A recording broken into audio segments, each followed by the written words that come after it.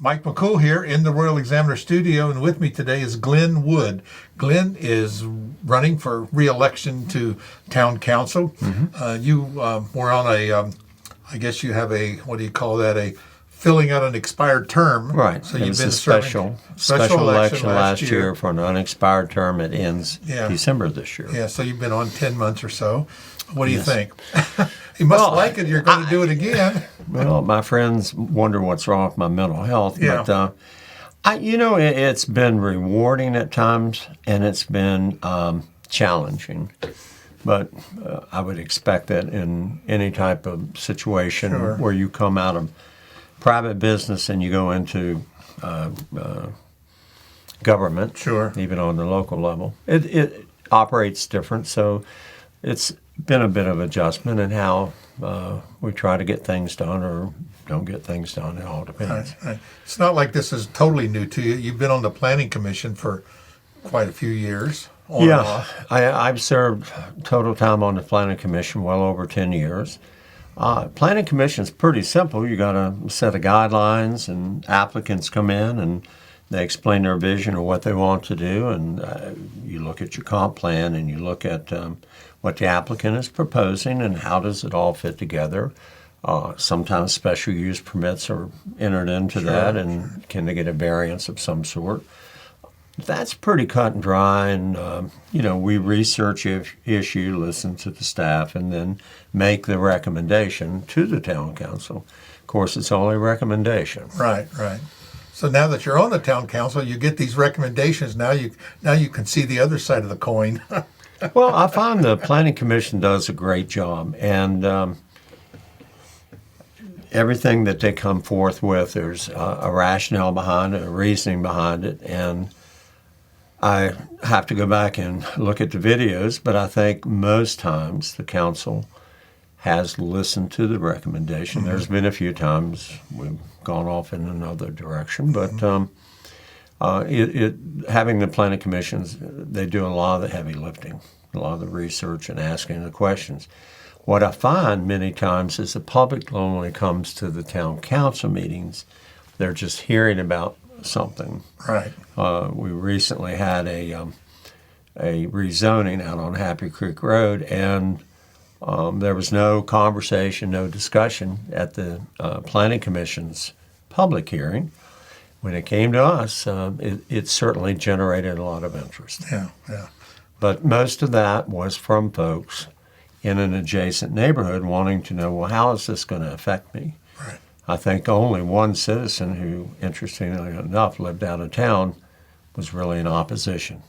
Well, how is this going to affect our street? How is it going to affect the traffic, the water runoff, things like this? Yeah. And we were lucky to have a very good applicant, well prepared, who answered the citizens' questions during the hearing, the public hearing, answered all of our questions in the multiple work sessions we had. And it seemed pretty reasonable. They were asking for 22 more houses, and they could build. You understand, most people understand what by right is. In other words, you have a piece of land. By right means you can do whatever the code tells you. In this case, one house on every half acre. So our town would say, well, you can build 82 houses on these 41 acres. The applicant wanted 22 more houses. And for that, by right means you build it, you don't proffer, give anything to the town, anything to the county, nor the schools. But for those 22 houses, they were going to proffer $333,000 to the schools, another $333,000 to the town to do with as it wanted. They're going to proffer the right-of-way along their property to widen Happy Creek. It's that piece of property down into the curve. Yeah. And the town's had that on the list to improve 25 years. Right. It seemed pretty cut and dry to me. 82 equals nothing. 104 equals almost $1 million in profits. And a lot of improvements. Well, and a lot of improvements. And yet, as a council, we struggled with that decision. It ended up being a 3-2 decision, but it did pass. And I think it will add value to the community. It's not going to overwhelm us with traffic. It's certainly not going to change the quaintness of our downtown. I heard comments immediately on social media, we're going to Fairfax front row. Right. I hardly think 104 homes over a period of 3 years are going to Fairfaxes. I suspect through by right development, the building in the county and the infill development in the town has probably generated twice that many houses in the last 3 years. Right. And nothing to the schools, nothing to the town nor the county for that. So plan growth, making sure that what you do makes sense. It follows your comprehensive plan. It's an area where you expect your growth to be. And the contractor honestly is doing everything they can to mitigate the traffic with a right in and right out only on Happy Creek Road. No left-hand turns in, so no traffic stopping. They're going to put up signage. They're going to add a public playground in there that their HOA would maintain. The developers actually invited folks from the adjacent subdivision, walk the land with them, tell them your concerns. If we can do something to help alleviate the problem you're having with water runoff, we'll do it. Yeah, now's the time, right. Now's the time to do it when we start our construction. So I've never seen an applicant be more cooperative or caring about the surrounding people. And even at 104 houses, their lot sizes will actually be larger than the two surrounding subdivisions. So it's not like we're squeezing them in on top of one another. They're the same or more than the subdivisions people already live in. Well, like you said, it takes a lot of listening, studying, and making sure you're just not rubber stamping things. Sounds like Exactly. that's what to do. Let's talk. You mentioned the Fairfax town. We've seen a lot of that on social media. We do. Several candidates have been bashed for as soon as you say, well, growth or controlled growth. The old saying, growth is coming whether you want it or not. It's just a matter of how much you're going to get. And if you plan for it. Plan for it. And you mentioned comprehensive plan. I don't know if the public realizes that has been going on it's an ongoing process. The town has been a little negligence over the last 10 years of keeping it updated, but it has spent a couple years updating this plan, and it was just finished being approved. And there was a lot of public input on that. Well, we request a lot of public input. After all, it's our town, our community, and we had numerous meetings. I was on planning commission at the time. We had numerous meetings. The council had numerous meetings. Planning and zoning made meetings available to the public at different times because some people work and they can't be at a meeting at 12 noon. So a lot of input went into updating that. But the comprehensive plan is, what's the vision? What do you want to see our community look like? 5 years, 10 years, 25 years. Where in our community is appropriate for growth versus where don't we want more growth? And do we have the infrastructure to support it? The water, the sewer, the roadways, even the electricity. Right. And those are town functions. These are all town functions. The town provides electric, water, sewer, and trash pickup. Those are our four enterprises. And the streets, of course, come under the general budget.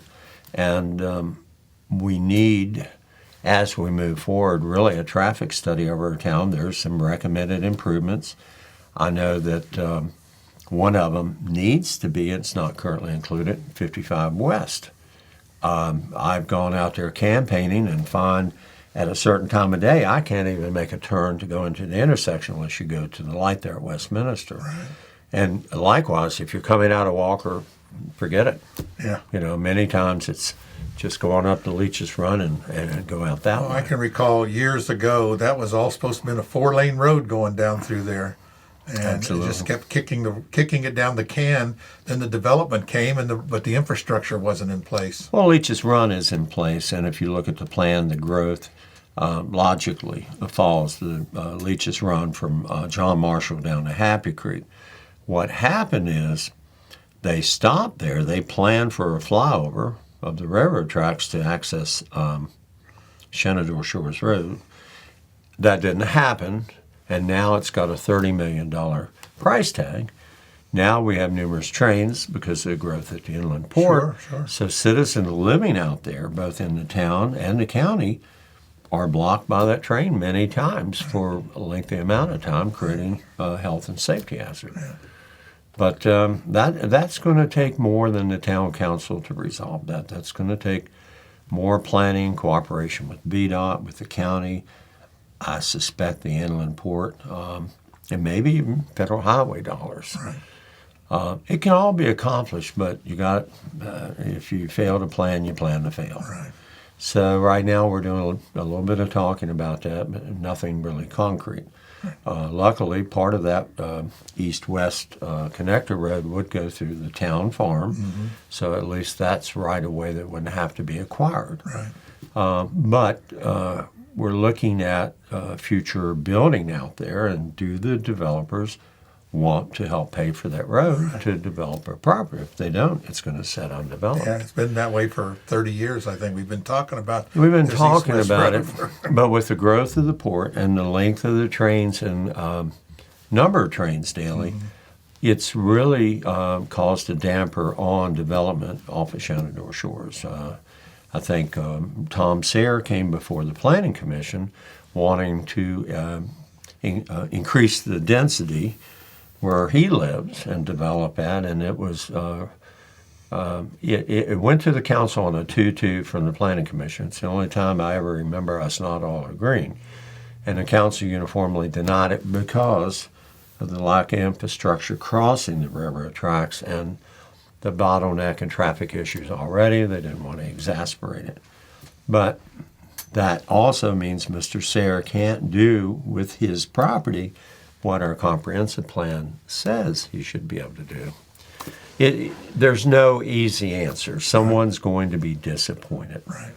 But when we have these plans and these surveys, it behooves us to pay attention to that and participate. Absolutely. Because if we don't participate, it's going to happen anyway. And so sometimes our inputs may help. So you've been walking the streets of Front Royal. I know that, and you've been talking to people. What's the topics? Well, the two things I hear the most about is water, because we've gone through 2 years of drought, and I ran last year on the fact we need to do something about the water. And the second thing is, why doesn't the town do something with the Afton Inn?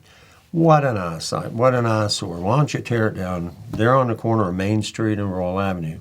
We're all very aware of that. Well, I have to explain to them it's privately owned. The council toured that earlier this year. We were invited in twos, so it wouldn't constitute a meeting. We went and toured it, met the developer, met the architect. We saw what they've accomplished inside the building by stabilizing it. They have they've filled the hole, they've poured concrete, they've put up steel throughout the building, they've laid cinder blocks. So the building is now secure. It's not going to fall in. Truth is, 30 years ago, given the condition, it should have been torn down. But that's not where we're at today. They were involved with a loan from the EDA that Jennifer McDonald stole the money from, embezzled the money from. They got a $250,000 loan when they needed $1.5 million. They were promised. They've spent the $250,000 and stabilizing the building. Now they need another $125,000. They're up, or $1,250,000. Excuse me. And today's commercial money, you're a businessman, you know it's 8 or 9%, and they can't borrow the money at that interest and make it work. So we're in a quandary here. People don't like looking at it, but with the fence around it, with the building secured so nobody can go inside, it can't be a hazard. Town's powerless to do anything about it. When I say the town's powerless, the town could work with them and apply for grants, perhaps through the town's economic business development board, they've named themselves. Maybe they could get them some bonds or something where we don't put any taxpayer money at risk, but we help them complete that. It's a win-win, Mike. It gets rid of an eyesore, and the builder has 2 leases, a lease for the entire first floor and I won't mention the name, but he's a very good businessman in town, has leased half the second floor for 18 years. So if he can get it across the finish line, he will have the first floor rented, half the second. I'm sure we can find somebody else to go in the other, I say we, the business development people, and then 2 apartments above. So we can help them get to this completion. We stopped looking at it, but we went on this tour, and we haven't talked about it since. It's not one of those things where you gain knowledge and you do nothing with it. And I guess that's been the most frustrating thing for me. I got on council. I was naive. I thought, well, I can bring my experience in here and help and get things done. But the mayor sets the agenda. So unless the mayor wants a discussion item, you're not going to get it on the agenda. And many times some of the council and the mayor seems predisposed with ideas fed to them by a political party. And see, town politics, our town charter says this is supposed to be nonpartisan. In other words, you can be whatever you want, but when you come to that council meeting, whether you're the mayor or the council, you're supposed to vote in the best interest of the citizens. And I look at everything that we do and how is that going to affect you? How is that going to affect me as Joe's citizen? Not someone whispering in my ear, Glenn, you need to do this or you need to do that or this is the outcome we want. Right. We don't think about lobbying, but that's what it is. Indirectly, it is. It is. Yeah. So talking to people, those are the other issues. Of course, this latest situation with the town trash on Main Street has our merchants in an uproar. People's bills have gone up 400 to 1,600%. And I think we're going to hear about it at the end of this month at the public hearing. I don't think we did a very good job communicating. Everyone knows that the county put a $40 a ton tipping fee on the town July 1st. And as a council, we had wanted to phase that in, but phase in a slight increase, which we needed to do. I should explain as a utility, we have to cover our expenses. So we can't provide you electricity unless we cover our cost. Now, the way those enterprises are, if I pick up your trash, we have to break even. It's not a moneymaker, but we have to cover our expenses. So the tipping fee came along. The consultant did a study downtown and said, well, you're losing money downtown. So they recommended implementing a plan to make it better.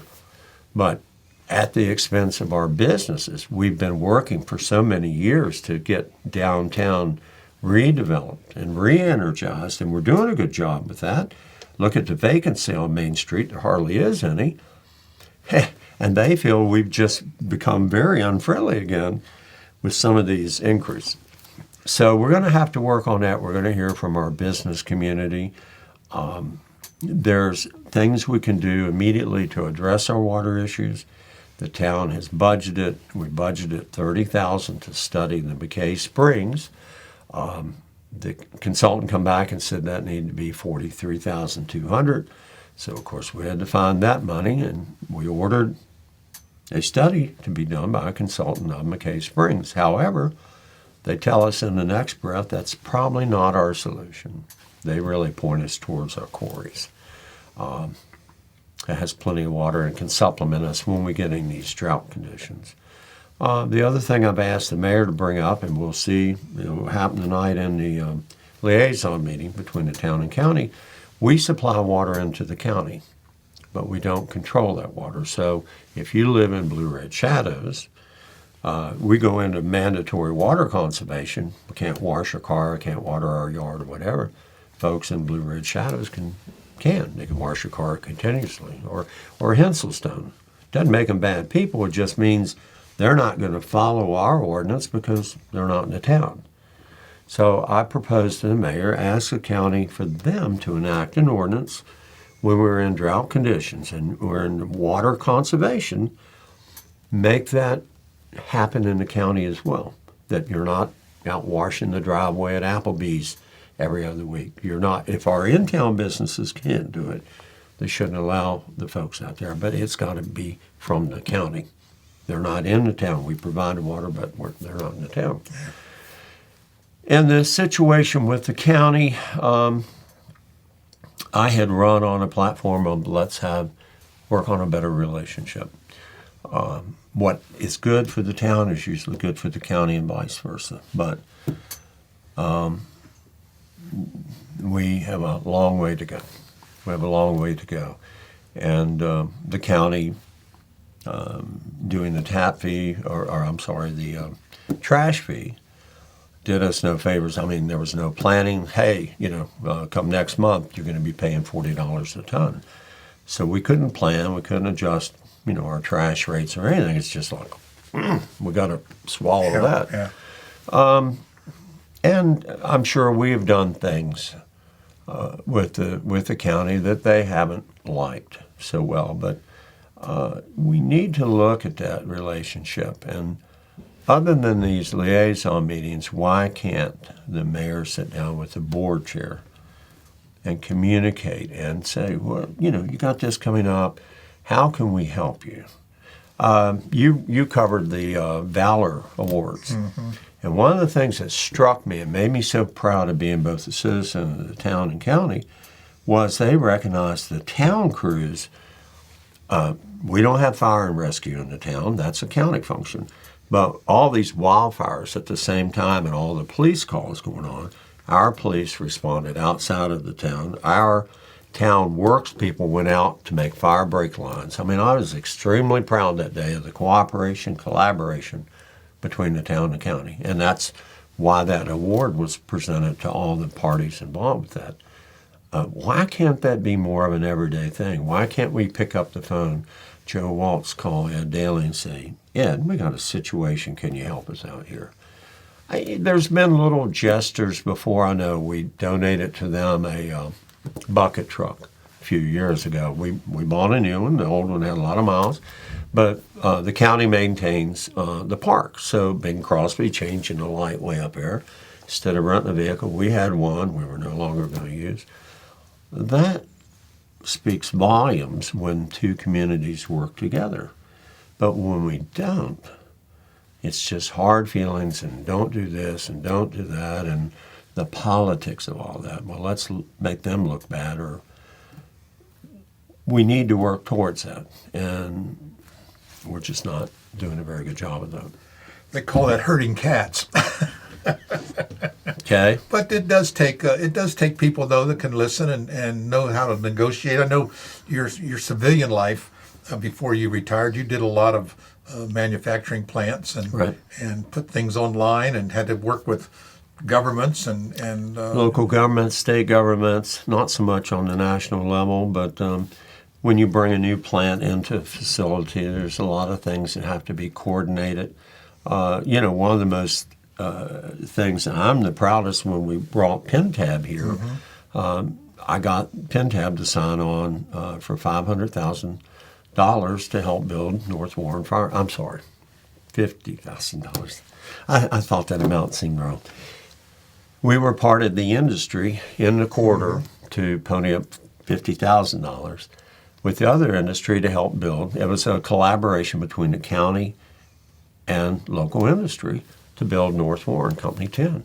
I sat on the executive board in the early days with that to make sure that it happened. And then we borrowed money and finished the celebration hall upstairs to generate future income. Mm-hmm. And my wife and I served a lot of pancakes out of there before I went out of the area to finish my career. Right. But I was so proud of that. We worked together.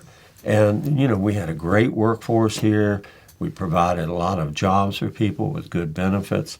That is what got me excited. And the three startups, they've all, were successful and getting good people to come together, work together, and be success. I'm frustrated because coming out of the business world, you're used to negotiating, you're used to finding that win-win scenario. Sure. Council on a different level, it's more about who's got the votes and whether you think it's the right thing to do. Well, we're going to push this through. And I would like to see people listen more to the citizens and do what's right for everybody, not just a small amount of affected people.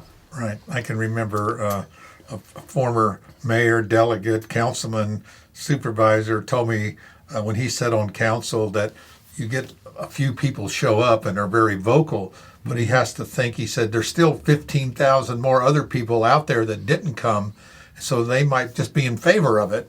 And maybe it's only these 20 or 30 people that are not in favor of it. So you got to think of even though you don't do what they want, you have to consider the entire community. I consider that all the time. In Yeah. the public hearings I've heard, there's been a small amount of people come and outcry any kind of change.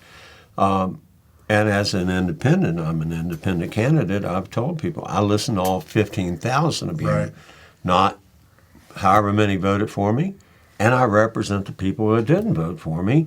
And even the segment of people, we have about 5,000 people who don't vote. Don't vote, right. But I represent all of you. Right. And in what's the best interest of the town. That has been a challenge. Yeah. Well, we have a few more weeks left before. 4 weeks left. We're working early voting right now, and for those of you at home, especially our elderly or disabled, voting at the 15th Street School, you may pull in front of the school where the athletic field is. There's parking there, and also they offer voting in your car. So if you pull beyond the entrance to the registrar's office, you pull up there, there's a phone number you can call, and they'll bring your ballot out to you. But I've seen elderly folks, and some of us not so elderly, on a cane or a walker, making the trip up there to vote. And I said, hey, these parking spots outside the sidewalk are for you. Right. You can drive right up that. You drive can drive right through up the there. gauntlet, right? Right, drive. And there's been some changes this year. The aggressiveness has been tempered with the different parties and candidates. No one's coming out on the sidewalk to attack you. If you want to walk by and, hey, you come over here, or going out literally and shoving literature. Yeah. We're behind barriers. Hey, do you live in town, sir? If so, may I recommend myself to you? So we're covering early voting. It's been a good turnout so far. I think yesterday was Tuesday. Tuesday was probably the biggest day at 319 voters. Wow. Yesterday was in the low 200s, but with the weather being pretty cooperative, and we are literally out there every day. Either myself or my wife or Mr. Eschman are there promoting voting and giving you information about us. Okay. So we're going to continue to do that. We're going to knock on doors. Just remember, there's 10,500 of you voters, and there's one of me. So I'm not going to get around and see you all.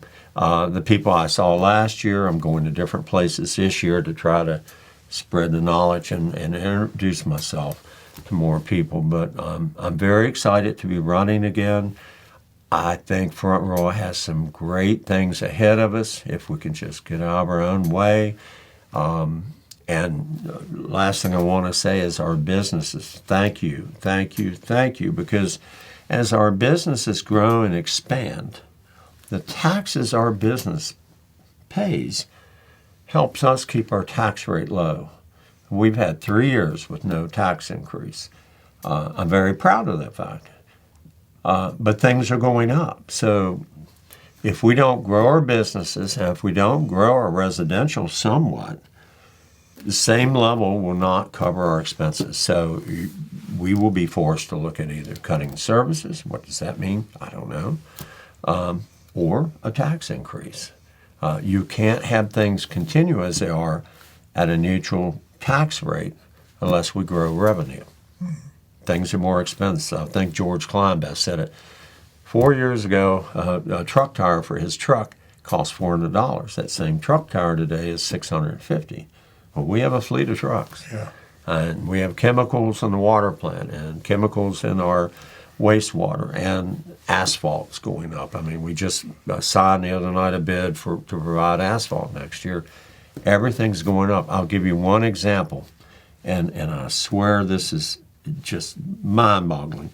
Last year, the town had to buy a high-pressure vault, which is as I understand it, a thing they put down on the ground, they tie the lines together. We needed one for Jamestown Road this year. Last year we paid $25,000. This year it's $52,000. I'm not making this up. We see it. Purchasing department brings this before council because we have to authorize it. I mean, when you look at things like that, we talk about groceries going up, yeah.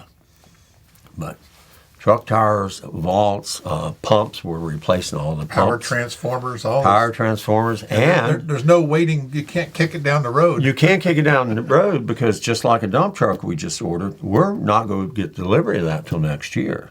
We're not going to get certain special transformers for 18 months.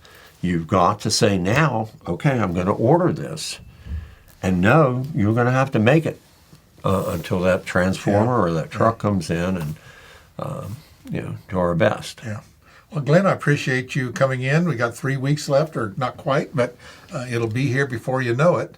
Yes, Early it will. voting goes, I think, until November 2nd. November 2nd, we will be at the polls the last two Saturdays, the last Saturday of October and the first Saturday in November, 9 to 5, both Saturdays. Mm-hmm. You can vote early, and then November 2nd is the last day. And then we reopen at all the polls on November 5th on Election Day. Right. Again, appreciate it. Good luck. All right. Hope things work for you. All right. Thank you, and Mike. we'll hopefully see you one more time. I certainly would love All coming right. back. Thanks again, Glenn. Thank you.